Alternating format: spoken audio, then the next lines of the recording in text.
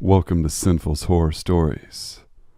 Tonight's video features true scary stories from people on Craigslist.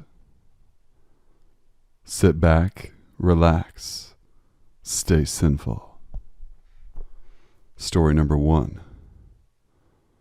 My wife and I were looking for a used car on Craigslist and found one we were really interested in.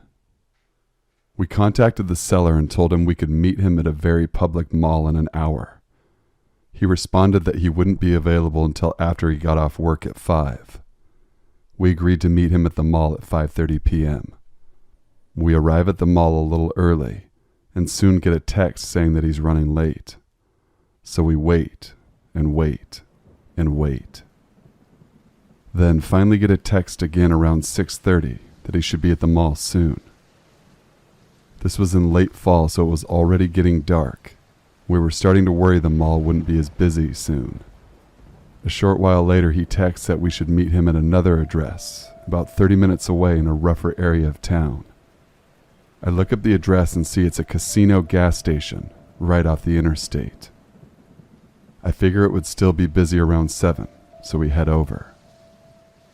We pull into the parking lot and I don't see the car. My wife finally says, "Is that it?" and points to a mid-size SUV hatchback. It certainly looked like the right car, but it was in a dark spot of the parking lot, squeezed between some parked 18-wheelers. As two petite women, we were very weary of going over there. We locked the doors and drove over. It was definitely the car, but it was parked in the darkest, most reclusive, least visible spot in the whole parking lot, with the hatch open. No lights were on inside the car and no one was around or in the car. I stopped for a couple seconds to see if someone would come greet us, and when no one did, I drove away. I parked under the casino sign right next to the entrance of the parking lot, and I text the guy my location. He responded with, "I'm over here by the semis." We left immediately. It was all far too weird. Story number 2. This happened years ago when I was 13. I don't remember my age exactly, but it was around middle school. I made a post on Craigslist advertising babysitting services as a way to make some extra money. The morning after I made the post, I got a phone call, no number, from a man supposedly interested in hiring. As soon as I heard his voice, I got an anxious feeling. He was whispering and talking very low, kind of slow the entire time. It was extremely off-putting. Sounded like he was middle-aged. We exchange hellos and he says what he's calling about and asks what I'm charging. He asks my name, which he would repeat over and over throughout the conversation, just added to the strangeness. He asks my age and other details as well. Anyways, he says he has a young son for whom he needs a babysitter. Then he begins asking me about my experience, and then strangely diving into overly lengthy descriptions of his own life. I don't remember the details of the conversation, but I do remember one thing he asked extremely clearly. "Now," says my name, "my son, sometimes he likes to touch himself. That wouldn't bother you, would it?" He said this in his creepy, slow, deep voice. I just remember being filled with anxiety at that and wanting to hang up immediately. It was just sort of beyond too much information. His voice and tone really made it a lot worse. He sounded serious, but at this point I was partly convinced that it was some sort of prank, and I was almost certain he didn't have a kid. I had no idea how to respond to that, and even though this was on the phone, me being stupid and at that point, a petrified 13-year-old kid, I just responded with, "No." And I'm sure he realized how nervous I sounded, because he just kind of gave a low little chuckle and continued on. Because you know how little boys are. Honestly, a lot of the details of that conversation are blurred, and it went by fairly quickly. I just remember kind of nodding and yesing my way to the end, when he asked my availability and said he would give me a call back. He ended with, "Okay, thanks," with a little chuckle and hung up. I can't remember whether he gave me his info or not, but I am pretty sure he never called back. I do remember jumping onto my computer and taking my ad down as soon as that conversation ended. I felt like crap after that phone call and wondered whether that was a normal discussion for an adult to try and have with a potential child babysitter. Story number 3.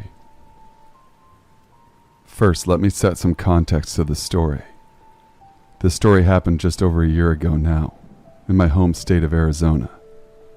When this took place, I had just turned 17 and had been looking for a new dirt bike to ride. Now, I don't really want to go into detail of the specific location, but I will say that we are just an hour out of Metro Phoenix.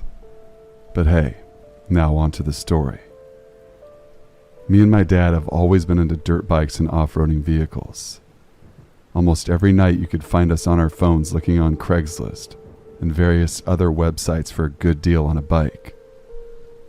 One night we both had the idea of looking on letgo, so quickly we both downloaded the app. While we were both searching for a motorcycle, my dad stumbled across an amazing steal. It was a 250cc dirt bike for only $750, which is really good considering that this brand usually went for $15. My dad offered the man $600 instead. Without hesitation, the man accepted, which worried me. I told my dad that it didn't seem right, as the price was very low, and he didn't seem to care that you wanted a bargain, and that there was no visible problems with the bike. Though I tried to talk to my dad, his heart was set in stone, and he went that night to go pick up the bike, and I came along with him. On the original listing, the address for this pickup was just down the road, about 5 minutes away. The seller messaged us and told us to meet him at this parking lot about 20 minutes away, which at the time we didn't seem to take note of. As we were driving out to the location, things started getting weird. The man now changed his mind on that location, told us to meet him at his house. His house was in a part of town that isn't the best, which is about an hour away from our house. This is where I started to worry. But as my dad was trying to save money, we went anyways. Once we arrived to his neighborhood, we quickly realized there were no streetlights, and it was about 10 p.m. We were driving through the neighborhood looking for the address, but the house number simply didn't exist. It seemed that it was skipped, so my dad, being determined, parked and started messaging the seller. Deep down inside, I was freaking out. Once we were parked, 2 sketchy-looking vans filled with men pulled up, one in front of us and one behind us. I quickly realized what was happening. My dad didn't. My heart sunk as I saw the doors open and sketchy-looking men, dressed in all black, emerged and were staring at us, as if they were planning something. My dad was still messaging the seller. The text went something like this. Dad, hey, we're here at the location, but we can't find the house number. Seller, I know, I gave you a fake address. I'll be right out there. Once I saw the text, I put my hand on my dad's arm and said, this isn't right. It's sketchy. I think this is a setup. This is when my dad realized and we left. We pulled out of the neighborhood and thought we were safe, but realized that one of the cars that were parked next to us in the neighborhood was following us. Luckily, it was a long drive home and a lot of time to lose them. We were driving for what seemed like forever. We finally lost the other car, or so I hoped. Once we lost them, I started explaining to my dad that this was a setup and they were probably going to rob us, or even worse. Luckily, we got home safely, but it could have ended badly. The next night, I saw on the news that a man was robbed and killed while buying a motorcycle off of the same app at the same location. As cliche as it sounds, I genuinely felt sick when I heard that, as I felt as it could have been us. We could have been killed and robbed. Ever since that incident, I deleted the app. Haven't touched it since. Story number 4. Not too long ago, I put up a post on Craigslist asking to either sell or trade my fish tank for a smaller one. I put in my phone number as a contact source and asked to text only. After a couple of hours, I got a text from someone who was willing to trade. We agreed to meet at a Walmart in a couple of days when we were both free and do our trade. During those days, the guy kept on texting me, involving in small talk. He asked me about my name and where I worked, etc. Me being foolish answered his questions. I use Craigslist often, and I had never really had a bad experience with anyone, so I really never thought this guy was weird. I saw him more like friendly. I told this guy what car I drove and what college I went to, again never really stopping to think what kind of info I was giving a total stranger. When the day came to meet this guy, he told me he could only meet after 10 p.m. I thought that was odd, but agreed to meet him anyway, since my poor fish were already stuck in a 5-gallon jug. So me and my boyfriend drove to the Walmart at about 10:15 and got there in 20 minutes. The guy texted me and said he was already there in a yellow old Camaro. I replied saying, "We are here." He then texted me and said, "Who's we?" At that moment I realized something was really off with this guy, and I replied by saying, "My husband and me." That was a lie, but I felt he should know I wasn't alone. He never responded after that text. My boyfriend and I went around the parking lot a couple of times, looking for the yellow Camaro, but we never found it. I tried calling the guy and he ignored my calls. We decided it was best to just leave.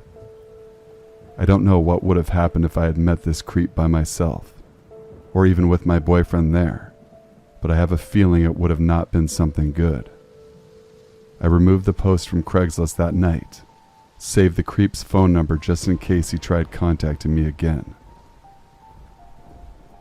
Story number 5. I just moved into a new house over the weekend and just paid the first month's rent. I signed a year lease. The house itself is okay for being built in the 30s. Lots of work to be done. Weird layout, unfinished porch. Okay, it's a shitty house, but I had to take what I could get. When I saw the house posted on Craigslist, I immediately called the number listed and asked if I could view it that day or another day during the week. Right off the bat, the dude gives me a weird vibe. Not really creepy yet, but definitely annoying. We arranged to meet that Saturday so he could show me inside of the house. He texted me every day multiple times to make sure you're absolutely certain you want to view the house, because I don't want my time wasted. I assure him several times that I literally live 5 minutes away, and I will be there on Saturday, no question. I should mention I found the house for me and my elderly father, who was in a wheelchair to move into. The landlord was out in the yard waiting with a huge smile on his face. I waved hello, and then went around to the passenger side of my door to help my father out of the car and into his chair. The landlord's face immediately changes to a scowl. As we approach him, my dad holds his hand out for a handshake, when he just looks at me and says, "I thought it was just you," while completely ignoring my dad. I awkwardly tried to explain. I didn't think to mention it since he didn't ask. So he goes ahead and shows us the house. It's livable, so we give him the deposit. All is well. We moved over the weekend and paid the rent on the 6th. The landlord told me he would need access to the house today to do some plumbing work. I say no worries, but I'll be at work, so I'll leave the key above the door. I typically get off at around 12:30 p.m. and told him as such. At around 10, he texted me again wanting to confirm that I was absolutely not going to be there before 12:30 because a safety hazard. I say yes, I will be there after 12:30. Actually, I ended up getting off pretty early. I was headed home at 11, and I'd figured I'd just pop my head in and tell the landlord I was here, but I would stay outside. Now, remember when I said the layout of the house was weird? It's because the front door leads directly into a bedroom. This is my bedroom. There's another door to the left, and that's the living room, which leads into the kitchen and back room and bathroom. I turn the doorknob and it's unlocked. When I walked in, all I see is my landlord just hightailing it out of the room, through the living room, kitchen, back room, and out the back door. I then see his car race out of my driveway. Weirded out, I walk back into the bedroom, only to find my underwear drawer open and strewn about. My nightstand was open too. I don't know what to do at this point because I'm kind of stuck here. It's hard to find housing with my credit, and even harder finding a place that is wheelchair accessible. So creepy landlord, as much as I'd like to say let's not meet again, I know I'm going to have to deal with you for 12 more months. Please leave my underwear alone, you fucking creep. Final update. It's been an eventful couple of days. I can't disclose a lot of information because my lawyer has advised me not to, but I can tell you guys that according to my lawyer, I absolutely will get all of my money back. I moved all my belongings into storage, and we are currently staying with family. Long story short, I took your guys' advice, and I bought a night vision motion sensor camera. This works incredibly in my favor because I caught my landlord on camera coming to my house at 2 a.m., trying to look into my window. We were at the motel. With this evidence, my lawyer has pretty much assured me that this will go in my favor. I'm working on getting my father approved for disability. Several kind Redditors in my area have offered me temporary and even permanent housing. I cannot express to you guys enough how thankful I am for your help. Thank you guys for watching and listening. Please be sure to leave a like, comment, share, and subscribe for more videos.